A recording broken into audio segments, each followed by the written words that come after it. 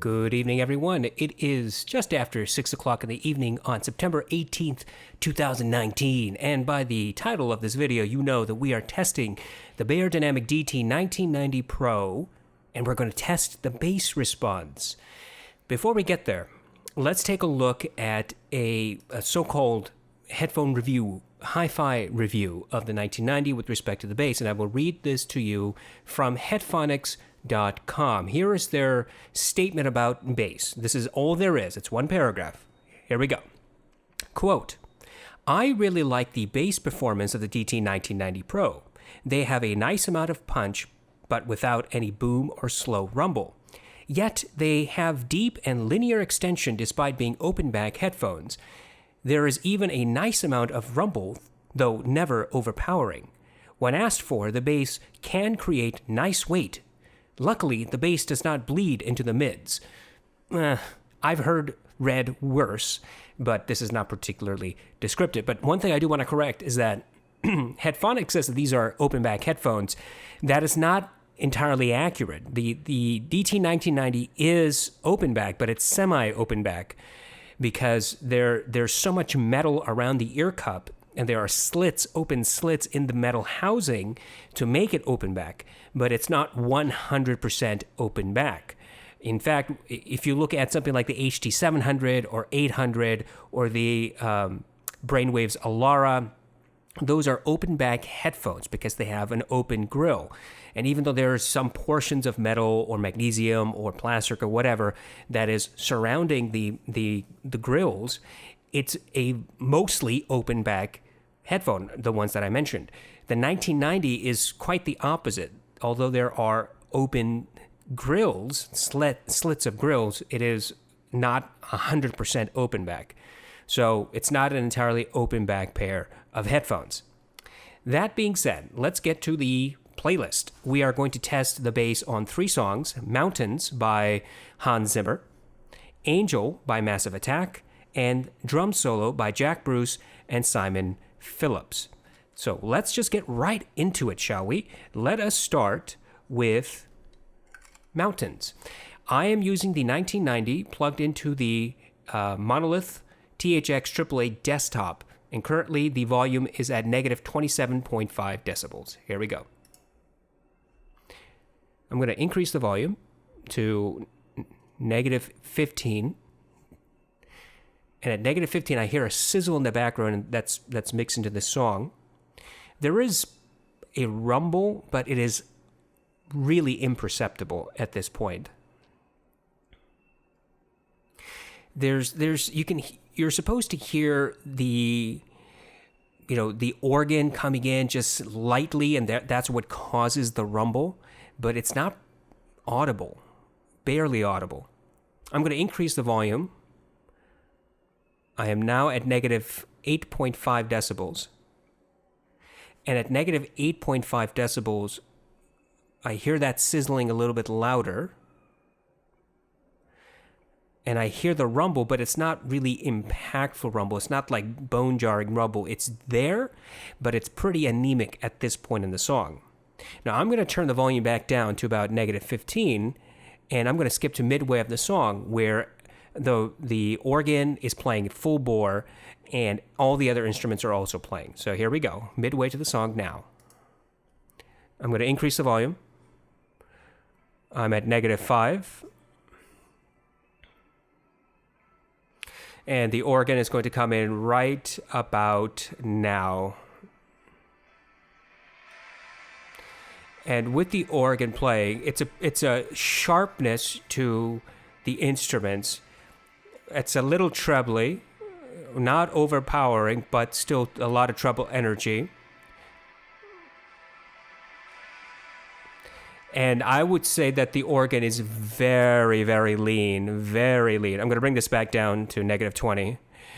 And what I hear is, I hear the organ, but it's not emphasized at all. There's a good amount of separation amongst all the instruments, I must admit.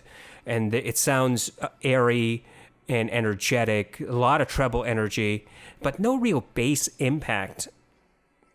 So what happens with this song is that if you've ever watched the movie Interstellar, then this song, the organ is the actual soundtrack. And the organ just comes in and it's overpowering and it's powerful. It should be earth-shattering type of organ. When you put on a pair of headphones that is either neutral or has an emphasis in the bass frequency, that organ is elevated substantially. And one of two things can happen. If it's a bass emphasized headphone, the organ is going to start bleeding into all the other frequencies and it's going to start distorting the other frequencies. The piano, the string instruments, the wood instruments, the wind instruments. Wood instruments? Is there a wood instrument? Wind instruments. And it starts becoming too melded together. In fact, in some headphones, it becomes way too much. And you have to turn the volume down because there's so much distortion. Then there's neutral headphones. And the neutral headphones, what they tend to do is they bring out the rumble without the rumble interfering with anything else. You can hear the organ. You can hear the characteristic of the organ. You know it's an organ. And with the 1990, it's not either of those. It's bass anemic for this song. In fact, at negative 15 decibels, I could barely hear it. Now, these are 250 ohm headphones, right? And I have to increase the volume. So when I take it up to negative 5 decibels, which is really loud, I still can't hear the character of that organ, meaning there's no rumbliness. Now, that rumble is supposed to happen. This song is supposed to have that organ rumble, but it sounds so lean that it's barely audible. Now, that might be a good thing, it might be a bad thing, depending on how you look at it. Now, if you're the type of person that says, I don't really want a lot of rumble in a song like Mountains, then I think you'll be fine. But if you're the type that really wants to hear the rumble or you want to hear the song as it was intended, then the 1990 on this song is probably not going to be your solution. Now, you could couple this headphone with an amp DAC that has an emphasis in the bass frequency, but that's really hard to find, right? It's really, really hard to find an amplifier DAC that has a particular frequency emphasized. And so I don't think that changing amplifiers and DACs is really going to be the solution either. Consequently, for Mountains, it's such a lean presentation overall for the bass that I cannot say that this is a headphone that I would recommend for an orchestral piece that has low rumbly bass. Now let's go to Angel by Massive Attack. Now, Angel has a lot of fabricated bass, a lot of electronic bass, and it's just layers and layers and layers. There's a low rumbly bass throughout this song that should be immediately apparent. And then the other layers of bass should come in. We need to know from the 1990 whether the low rumbly bass is present when it's audible, and whether there's a separation of all the other layers of bass. So let's start with that. I'm going to increase the volume to negative 15. And with negative 15, there is that low rumble. And now you have the other drum that comes in with the low rumble still present in the background. So there is a separation. So I would say there is indeed a second layer that I can hear.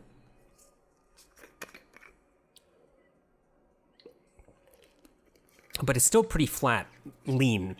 I wouldn't say flat. It's pretty lean because neither the rumble nor that drum come out particularly sharp or emphasized. It's fairly muted. Now, let's skip a little bit further ahead. Now we're at 1 minute or so.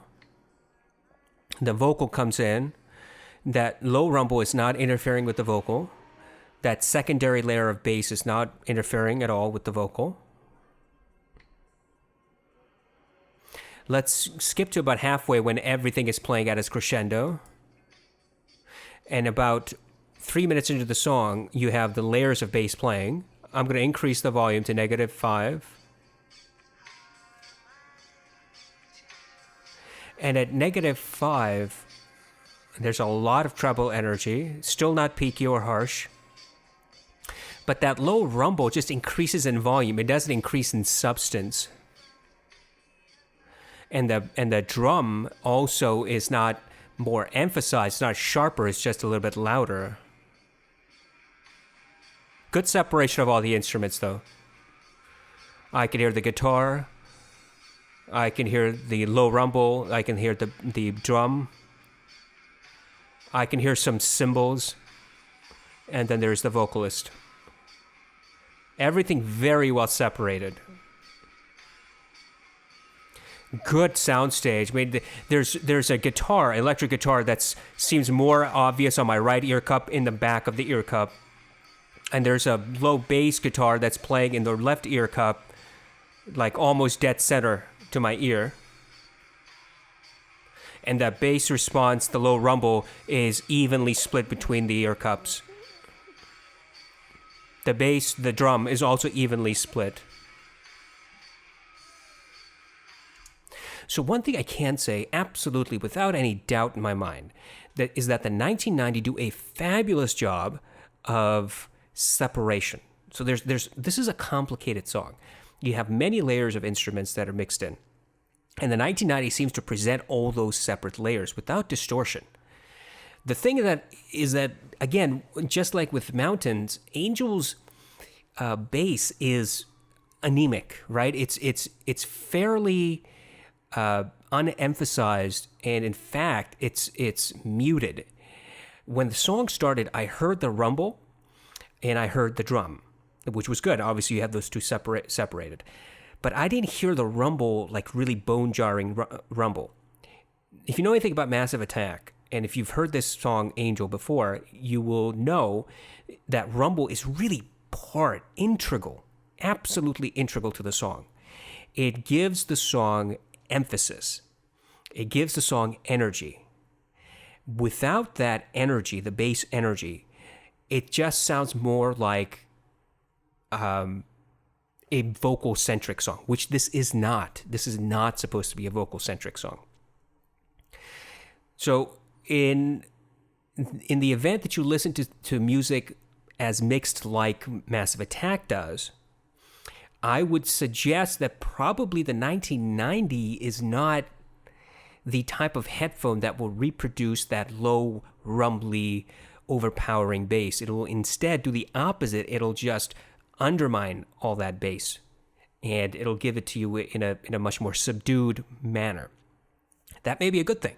You might sit there and say, I don't want that rumbly bass. I just want to listen to the song, and I completely understand. I'll give you a counterexample. So I listened to the song on the Monoprice Retros with a pad change using the Brainwaves angled pads. And that headphone with this song made the rumbly way too rumble. Like, rumbly way too rumble? The rumble way too rumbly. It was just way too overpowering. It was really muddy, and it was just overemphasized. It was loose. And you may love that. You may just want, I want my brain to be shaking inside the cranium. That's not what the 1990 does. The 1990 takes the total opposite position, where that low rumbly bass is not going to interfere, right? It's just not going to present itself in such a forward, in your face, make your ears shake and rattle and your eardrums just go haywire type of way. Let's go to Drum Solo by Jack Bruce and Simon Phillips. At the beginning of the song, what happens is that the audience starts yelling and shouting, and I want to know if that is ear-piercing. And then we're going to listen just for a few seconds as the drum starts. Then we're going to skip to the middle of the song where Simon Phillips is just riffing on the drums. Here we go. -15. A little ear-piercing at any louder volume than -15 at the beginning of the song. I'm going to increase the volume to -5.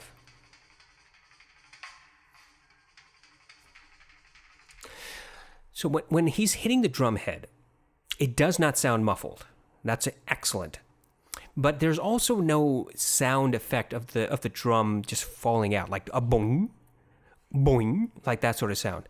If you ever sat close to a drum and the drummer just hits the top of the drum head, you will hear this boing, because as the drum head is hit, it pushes the air down. It compresses it. And that's where you get that, the way I describe it is that like the drum is falling out, the bottom of the drum is falling out. It's like oing sort of sound.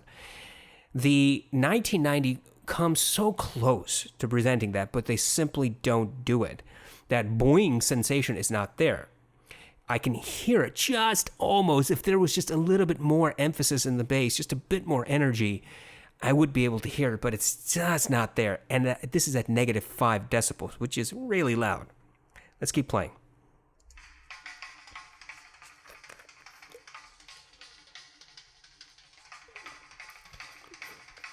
The drum is pretty fast, like really, really fast transients. So there's no linger reverberation at all. The cymbals are tight, precise, not ear-piercing, but a lot of energy. And now he's going to start riffing. Very fast. Left and right, you can hear him playing from the right side all the way to the left side of his drum set. The air cups are not reverberating, but you can hear each and every single drum strike crystal clear, no muddiness.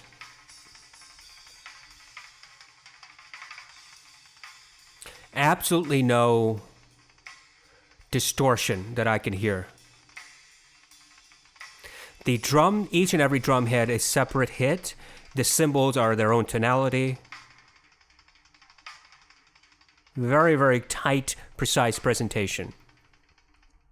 So the way I would describe this is not like sitting first, second, or third row at the concert. I would describe this as sitting somewhere like midway in this medium-sized room, right? This concert hall. And you're listening to it, and it sounds really, really good. It's tight, precise, but it's not bass emphasized. So what happens is by the time your ears hear it, like you're sitting in this room, right? You're sitting in this concert hall midway. By the time the frequency that sound hits you, the air hits your ears, it has had sufficient time to dissipate. And so you're hearing all that air, that dissipated energy. You can hear the drum strikes. They're not muddy, but they're also not visceral.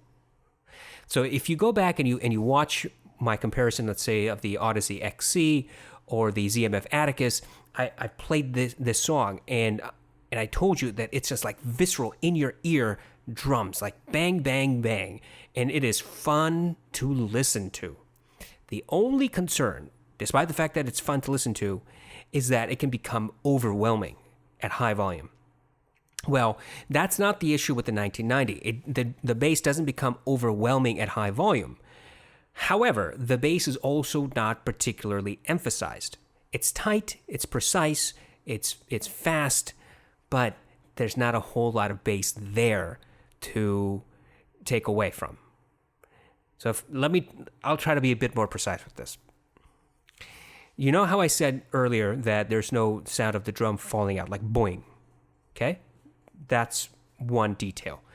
The other detail is that as Simon Phillips is playing the drums, going back and forth, faster and faster, is that you don't hear the sharpness of the drum head. You hear the volume, you just don't hear the sharpness. And there's a big difference between the two. Don't confuse the two for the same thing. They're not.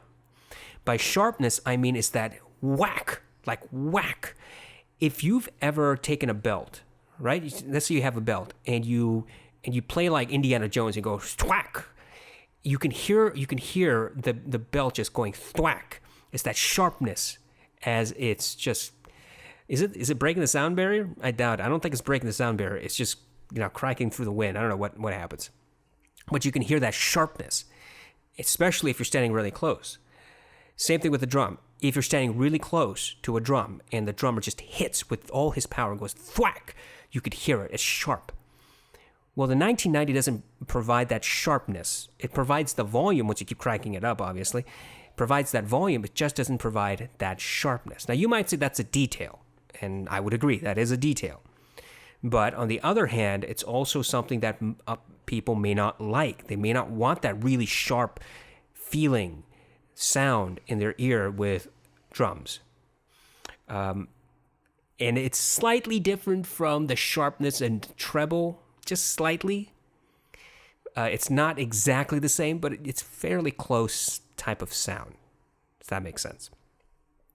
Okay, so let's talk about conclusion. This was pretty fast, and the reason it was pretty fast is because I'm fairly familiar with the 1990. I've had them for many, many moons, and I can say without hesitation that these are not headphones for bass heads.